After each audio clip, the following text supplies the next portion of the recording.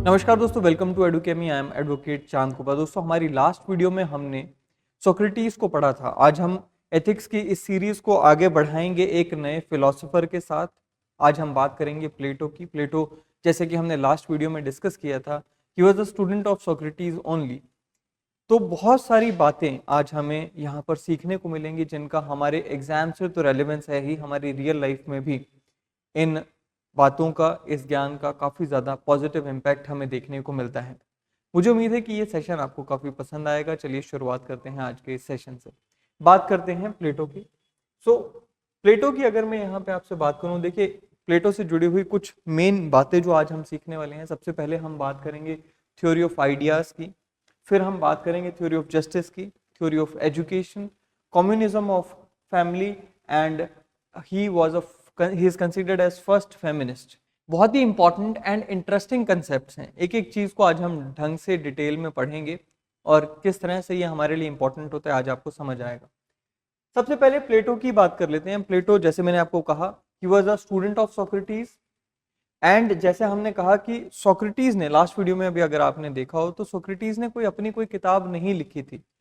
We discussed in the last video also that Socrates के विचारों को प्रेजेंट किया था किसने? प्लेटो ने। एंड प्लेटो, ऐसा माना भी जाता है कि अपने विचारों को भी उन्होंने सोक्रेटिस के थ्रू ही प्रेजेंट किया, यानी कि अपनी बुक में उन्होंने इस तरह से लिखा कि सोक्रेटिस ने ऐसा कहा। यहाँ पर बहुत सारे उनके खुद के विचार भी उन्होंने इस तरह से प्रेजेंट किए हैं। In most of his work Socrates is the lead character. Plato exhibits his vision through the medium of Socrates. Book कौन सी थी? वैसे तो कई सारी बुक्स हैं इनके क्रेडिट को। The most famous book is Republic, right. And Plato को फादर ऑफ पॉलिटिकल फिलॉसफी भी कहा जाता है, बिकॉज इन्होंने अपनी बुक में बताया था that what it should be an ideal state. Ideal state कैसी होती है, आज हम उसकी भी बात करेंगे। जस्ट स्टेट की जब हम बात करेंगे तो एक आइडियल स्टेट कैसी होती है। दूसरा, इन्होंने बताया था कि what should be the ethics of political class. Political class के एथिक्स कैसे होने चाहिए, उसके ऊपर भी उन्होंने चर्चा की। थ्योरी ऑफ फिलोसोफर किंग इनकी सबसे बड़ी कंट्रीब्यूशन समझी जाती है। जो आइडियल स्टेट की हम बात कर रहे हैं उससे जुड़ा हुआ ये कॉन्सेप्ट है। दूसरी बात ये बहुत ही इंटरेस्टिंग, जो कि आज आपको इनकी बातें जब हम करेंगे तो देखने को भी मिलेगा, that he was highly imaginative and utopian. In fact he is one of the extreme philosophers. Extreme कैसे? एक छोटा सा अगर एग्जांपल मैं यहाँ पे दूं तो ये कहते हैं जी, जो रूलिंग क्लास होती है उनकी कोई फैमिली नहीं होनी चाहिए, रूलिंग क्लास के पास कोई प्रॉपर्टी नहीं होनी चाहिए। जैसे ही रूलर का कोई बच्चा पैदा होता है, कुछ महीनों बाद उस बच्चे को रूलर से अलग कर दिया जाना चाहिए और वो बच्चा जो है एक कम्युनिटी में रहे और रूलर को पता ही नहीं होना चाहिए कि उसका बेटा या बेटी कौन है, राइट। सो जो बातें हैं इनकी कुछ एक्सट्रीम लेवल पर चली जाती हैं, इसलिए इनको कहा जाता है कि यूटोपियन है और extreme, one of the extreme philosophers इनको रिगार्ड किया जाता है। अब बात करते हैं थ्योरी ऑफ आइडियाज की। बहुत ही इंटरेस्टिंग है। थ्योरी ऑफ आइडियाज को थ्योरी ऑफ फॉर्म्स के नाम से भी जाना जाता है। इनका ये कहना था that reality is the shadow of ideas. So basically ये क्या कह रहे हैं? ये कह रहे हैं that the world is divided into two realities. जो हम दुनिया देख रहे हैं बेसिकली ये दो रियलिटीज में डिवाइडेड है। पहली रियलिटी क्या है? The reality of ideas, and दूसरी रियलिटी है रियलिटी ऑफ मैटर। इसको एक एग्जांपल के साथ में अगर आपको यहाँ पे समझाना चाहूँ, ये क्या कहते हैं कि जो वर्ल्ड है इसमें हम जो चीजें हमारी सेंसेस के थ्रू देख पा रहे हैं, छू पा रहे हैं, जिनको हम टच कर पा रहे हैं, ये वर्ल्ड ऑफ मैटर है। सो इन्होंने, जैसे मान लीजिए आपके सामने आप जिस चेयर पे बैठे हैं, आप जिस पेन के थ्रू कोई नोट्स बना रहे हैं, कोई कंप्यूटर आपकी जिस पे ये वीडियो को आप देख पा रहे होंगे, या फोन पे आप वीडियो को देख पा रहे होंगे, जिन चीजों को आप छू सकते हैं, देख सकते हैं, जो चीजें आप टच कर सकते हैं अपनी सेंसेस के साथ, आप उनको ऑब्जर्व कर सकते हैं, उसको इन्होंने कहा world of matter. That is world of matter. और जिस चीज को हम छू नहीं सकते उसको इन्होंने क्या कहा? World of matter. जिसको इन्होंने कहा कि हम छू सकते हैं, एंड जिसको हम छू नहीं सकते उसको इन्होंने क्या कहा? World of ideas, right, world of ideas. अब इनका क्या कहना है? इनका कहना बड़ा सिंपल है जी, कि जो वर्ल्ड ऑफ मैटर है ना, जिनको हम छू सकते हैं, ये सारी चीजें अनरियल हैं। अनरियल कैसे? क्योंकि ये डिके होने वाली चीजें हैं। इसको थोड़ा सा और हम डिटेल में डिस्कस करेंगे। क्या कहता है? That the world of ideas is real and does not change. जो वर्ल्ड ऑफ आइडियाज है वो रियल है, वो चेंज नहीं होता है। जो वर्ल्ड ऑफ रियलिटी या जो वर्ल्ड ऑफ मैटर है, जैसे चेयर, पेन, कुर्सी एटसेट्रा, ये अनरियल है, ये चेंज होता है, ये डिके हो जाता है। जो चीज डिके हो रही है, जो चीज नाशवान है, जो चीज खत्म हो रही है, कहते जी आप उसको रियल कह ही नहीं सकते।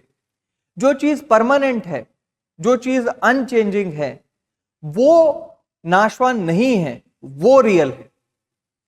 अब इसको अगर एक और एग्जांपल से मैं यहां पे समझाऊं, तो मेरे हाथ में ये एक पेन है, मैं ये कह दूं कि केवल एक ऐसा पेन जो इस तरह से व्हाइट कलर का हो, जिसके 3 कोने हो, इस तरह का, इतनी लेंथ हो, केवल वही पेन होगा, बाकी और कोई चीज को हम पेन कंसीडर नहीं करेंगे। क्या ये बात सही है? तो आप कहेंगे डेफिनेटली गलत है, क्योंकि आपके पास जो पेन है आप उसको भी पेन कहेंगे, ये भी पेन है, राइट? मैं अगर कहूं कि मेरे पास ये रिमोट है, केवल यही रिमोट को हम रिमोट कहेंगे और किसी रिमोट को हम रिमोट नहीं मानेंगे, क्या इस चीज का कोई तुक है? वो कहते हैं जी नहीं। क्यों? क्योंकि रिमोट के फीचर्स कुछ और हो सकते हैं, शेप कुछ और हो सकती है, इसका ये जो पैड है इसके यहाँ पे कुछ और हो सकता है, नंबर्स कुछ और हो सकते हैं। इसका मतलब क्या कि भाई रिमोट, पेन या कोई भी वस्तु जो आप या मैं हम देख रहे हैं, इसके पीछे जो चीज है that is the idea of remote, idea of pen, idea of chair, idea of mobile, जो हमेशा है, था और रहेगा, वो रियल है। ये जो पर्टिकुलर रिमोट मेरे हाथ में, ये जो पर्टिकुलर पेन मेरे हाथ में, कहते जी ये रियल नहीं है। क्यों? क्योंकि ये आज है, कल को ये खत्म हो जाएगा, टूट गया, खत्म, तो ये तो नाशवान है। बट इसके पीछे का जो आइडिया है, the idea behind this matter is going to stay for ever, वो रियल है। सो आइडियाज को इन्होंने रियल बताया, उस आइडिया के जो ऑब्जेक्ट्स हैं उनको mere reflection of the idea बताया। सो कहते हैं जी forms are transient since they are matter and they decay. अब ये जो फॉर्म है ये ट्रांजिएंट है, ये डिके हो जाती हैं, but the ideas never decay, और जो हमेशा चीज रहती है वही रियल है, राइट? अब hence the knowledge of the idea is true knowledge. अब कहता है जी ट्रू नॉलेज कौन सी है? ट्रू नॉलेज केवल वही नॉलेज है that is the knowledge of ideas. अब केवल मैं इस पेन के बेसिस पे या इस पेन के बेसिस पे अगर पेन को डिफाइन कर दूं और कह दूं कि पेन की यूनिवर्सल डेफिनेशन वही है कि वो ब्लू कलर का होता है, उसमें एक ऐसी कैप होती है जिसमें ये मेटल की एक क्लिप होती है, क्या ये सही होगा? Will it be the perfect definition of pen? Will it be a universal definition of pen? No. That means what? कि मेरी जो नॉलेज ऑफ पेन है वो अधूरी रह गई। But if I say that pain is something through which we write, in which we use ink, in which there is a body which may be of any material or matter, it may be of plastic, it may be of metal, but it is used for writing with hand, and the ink used in the pen is going to stay there. That is something which we can call pen. अब ये idea of pen है, the idea, knowledge of the idea of pen is the real knowledge. एक particular pen की knowledge होना या एक particular chair की knowledge होना is not the real knowledge, क्योंकि चेयर का डिजाइन बदल सकता है, चेयर का मटेरियल बदल सकता है। सो ट्रू नॉलेज किसको कह दिया? कहते जी the knowledge of the idea is only the true knowledge, not the knowledge of matter, क्योंकि मैटर तो चेंज हो सकता है ना। अब मैं एक एग्जांपल यहां पे लेता हूं कि किसी के घर में ये वाली चेयर होगी, किसी के घर में ये चेयर हो सकती है। अब जिसके घर में ये चेयर है वो कहे जी चेयर हमेशा ऐसी ही दिखती है, इसके अलावा किसी और चीज को हम चेयर कहेंगे ही नहीं। Knowledge of chair means what? The definition of chair is this only. If some chair fits into this definition, then only that will be called chair. Do you think it is right? या कोई कहे जी chair हमेशा ऐसी ही दिखती है, इसके अलावा कोई और डिजाइन में अगर कुछ है उसको हम चेयर तो नहीं कहेंगे। Does it make any sense? No. Similarly कोई कहे जी नहीं यही चेयर है, कोई कहे यही चेयर है, इसके अलावा और कोई चेयर को हम चेयर मानेंगे ही नहीं, it will not make any sense. So having knowledge of just one particular type of chair that you can see or touch is not the true knowledge. But the knowledge of idea of chair, कि भाई chair होती कैसी है, कहता है जी chair एक ऐसा platform है जिसके ऊपर आप बैठते हो, जिसके ऊपर एक सीट लगी होती है, जिसकी 4 टांगे होती हैं और जिसको सपोर्ट करने के लिए कमर को बैक साइड में कुछ ऐसा बना होता है, उसको हम चेयर कहते हैं। Now this knowledge of the idea of chair is true knowledge. इस तरह से प्लेटो ने world of realities and world of ideas को अलग अलग करके डिफाइन किया और हमें बताया कि ट्रू नॉलेज किसकी है। ट्रू नॉलेज कौन सी है? The ideas, when you have the knowledge of the ideas, that is only the true knowledge, not the idea, the knowledge of matter. इन दोनों को अब अगर हम डिफरेंसेस देखें, वर्ल्ड ऑफ मैटर और सेंसेस या वर्ल्ड ऑफ आइडियाज के बीच में डिफरेंस क्या है? तो वर्ल्ड ऑफ मैटर जो है that is temporary and changing. जो हम अपने सामने फिजिकल फॉर्म में कोई भी वस्तु देख रहे हैं, जिसको हम टच कर पा रहे हैं, जिसको हम सेंसेस से छू पा रहे हैं, known through senses, that is world of senses, touch, sight, taste etcetera. It is full of imperfections. Whereas when we talk about world of ideas, it is eternal and unchanging. Idea of knowledge was there 2000 years ago, it is there today, and it will be there 2000 years after from here onwards. Similarly, it is known through the reason and intellect. The world of ideas is there in your mind. It is known through your mind and intellect, and it is perfect, universal and original. एक example यहां पे मैंने लिया, that a beautiful flower dies. Flower है, beautiful है, उसकी कितनी as होगी? 1 दिन, 2 दिन, 5 दिन, उसके बाद क्या होगा? मर जाएगा, मुरझा जाएगा। But the idea of beauty is eternal. Idea of beauty कभी नहीं मरेगा। ब्यूटीफुल दिखने वाला फ्लावर मर जाएगा, लेकिन ब्यूटी का जो आइडिया है, जो मीनिंग ऑफ ब्यूटी है, वो कभी नहीं मरेगी। So world of ideas is real and knowledge of the world of ideas is true knowledge rather than knowledge of world of senses or world of material. अब इसी world of ideas and world of knowledge को Plato ने थोड़ा और आगे बढ़ाया और कहा कि when we talk about human body, there are 2 aspects of our personality. There are 2 aspects of our personality. One is this sharir, this body, this body which is transient, जो कि खत्म हो जाएगी।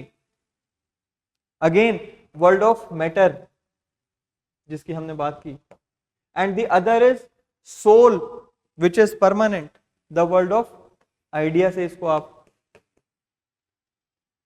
समझ सकते हैं। अब ये क्या कहते हैं? soul which is permanent is going to stay there. ये soul पहले भी थी, आज भी है, आगे भी रहेगी। But when we talk about what body, नहीं थी आज से 20 साल 30 साल पहले नहीं थी, फिर हमारा जन्म हुआ, है 70 साल 80 साल 100 साल, that's it, it will be over, gone. अब अगर मैं कहता जी ट्रू नॉलेज कौन सी है, कहता true knowledge is the knowledge of idea, और आइडिया किस चीज का है? Soul, which is permanent. So soul को समझना है, बॉडी को नहीं समझना। बॉडी को कह देना कि भाई केवल यही बॉडी वाला ह्यूमन बीइंग है, ऐसा तो नहीं है ना, right? So the idea of knowledge, और sorry, the idea of the knowledge of idea और the knowledge of soul is true knowledge. अब इसको इन्होंने और आगे बढ़ाया कि भाई knowledge of soul is true knowledge. अब सोल की बात करी इन्होंने। अब देखना यहां से थ्योरी ऑफ जस्टिस की तरफ हम बढ़ रहे हैं, थ्योरी ऑफ आइडिया एंड वो हो गया, थ्योरी ऑफ जस्टिस की तरफ बढ़ रहे हैं। इन्होंने कहा जी देखो, बॉडी और सोल में से सोल की नॉलेज होना इज ट्रू नॉलेज। फिर उन्होंने क्या कहा कि जो सोल है ना उसके 3 एलिमेंट्स या 3 पार्ट्स होते हैं। हर सोल में तीन तीन जो एलिमेंट्स हैं वो मौजूद रहते हैं। In every soul there are three elements. One is reason, second is courage and third is appetite, भूख। हर सोल में, हर आत्मा में ये 3 एलिमेंट्स होते ही होते हैं। फर्क क्या आ जाता है कि किसी सोल, किसी आत्मा में रीजन डोमिनेट करती है, करेज और एपेटाइट कम होते हैं। किसी सोल में करेज डोमिनेट करता है, रीजन और एपेटाइट कम हो जाते हैं। और किसी में एपेटाइट डोमिनेट करता है, भूख डोमिनेट करती है, करेज और रीजन जो है वो कम हो जाते हैं। अब जिस सोल में रीजन डोमिनेट करती है उस सोल को प्लेटो ने कहा these people are man of gold.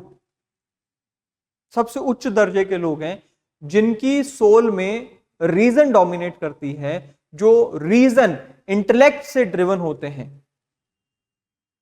They are supported by courage and they control appetite, man of gold.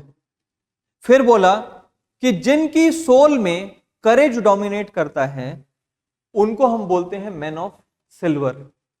और जिनकी सोल में एपेटाइट, भूख डोमिनेट करती है, they are not driven by courage, they are not driven by reason, they are driven by भूख, appetite, लालच, willingness to produce more and get more, they are men of copper। अब प्लेटो का ऐसा कहना है कि this is not in our control कि हमारी सोल में क्या डोमिनेट कर रहा है। There is natural inequality. आप ये नहीं कह सकते कि सभी जो ह्यूमन बींग्स है इक्वल है, कहते हैं देयर इज नेचुरल इनइक्वालिटी। किसी की सोल में क्या डोमिनेट कर रहा है वो नेचुरल है, नेचुरल इनइक्वालिटी है, कहते हैं यहां पे। अब प्लेटोस थ्योरी ऑफ जस्टिस हम ऑलरेडी पढ़ भी चुके हैं अब तक।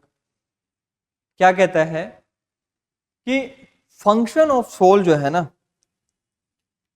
फंक्शन ऑफ सोल क्या है? कहता function of soul is to guide us, to help us decide what is right, what is wrong.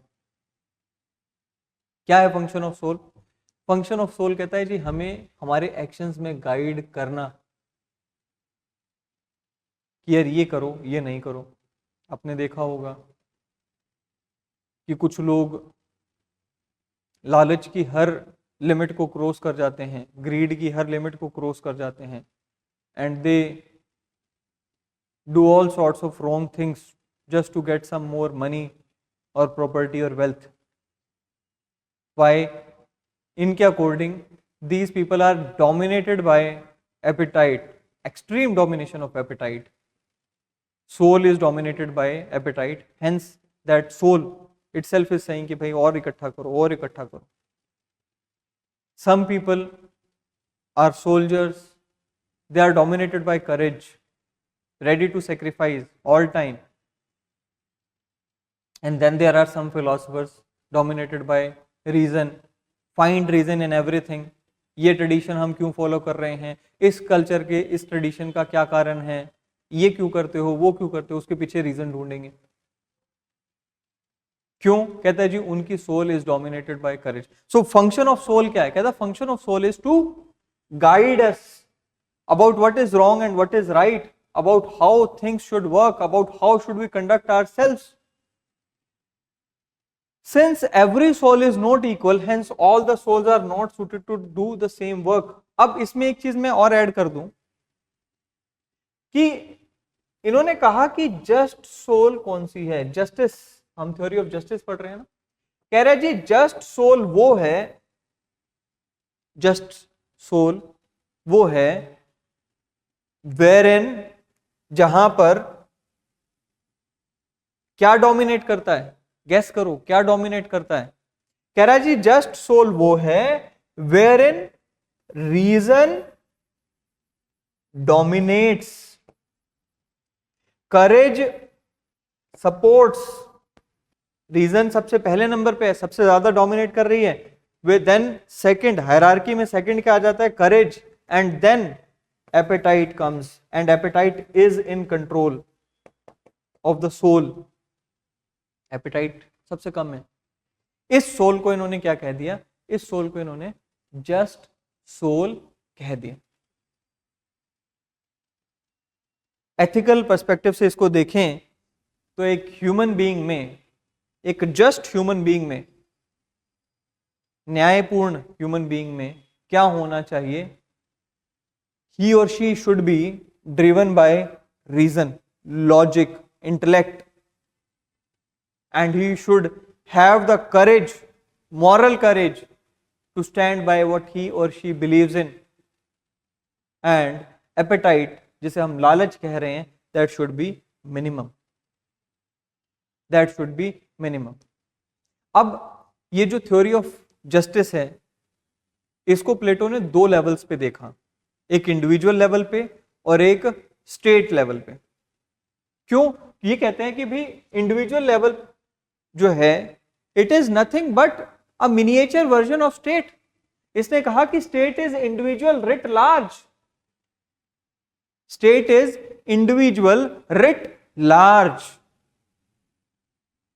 State क्या है? इंडिविजुअल का ही एक एनलार्ज्ड वर्जन है। जिस तरह से एक सोल में तीन चीजें होती हैं, कौन सी? Courage, reason and appetite. और हमने कहा कि those who are dominated by courage are man of silver, those who are dominated by reason are man of gold, and those who are dominated by appetite are man of copper. हमने क्या कहा? एक just soul कौन सी है? वो soul जिसमें reason dominate करती है, supported by courage, and wherein appetite is in control. Similarly एक जस्ट स्टेट वो है जिसमें man of gold rule, man of courage जिसको हमने मैन ऑफ सिल्वर कहा, they protect the state, and man of appetite they produce for the state. Just state वो है। तो इन्होंने क्या कहा? In a just state the person in whose soul reason dominates are closest to perfection, that is the man of gold. They should do the duty of being rulers and lawmakers।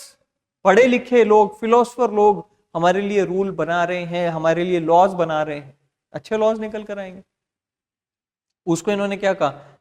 पहली निशानी। दूसरा कहता है जी man of करेज, जिनकी soul में करेज dominate करता है, जिसको हम सिल्वर कहते हैं, मैन ऑफ सिल्वर कहते हैं, they are providing the duty of security of the state, soldier class बनाते हैं। And person of man of copper, जिनमें एपेटाइट डोमिनेट करता है, they are doing the duty of production, trading, business etcetera. That is just state. अब आप इसको imagine करके देखो कि मैन ऑफ एपेटाइट जो है, कॉपर जो है, जो भूख है, जिनमें लालच है, जिनमें ग्रीड है, अगर वो रूलर्स बन जाएं तो क्या होगा? हमारी पॉलिटिकल क्लास जो है, जहां पे हमें इतना करप्शन देखने को मिलता है, आज की डेट में तो यही हो रहा है ना।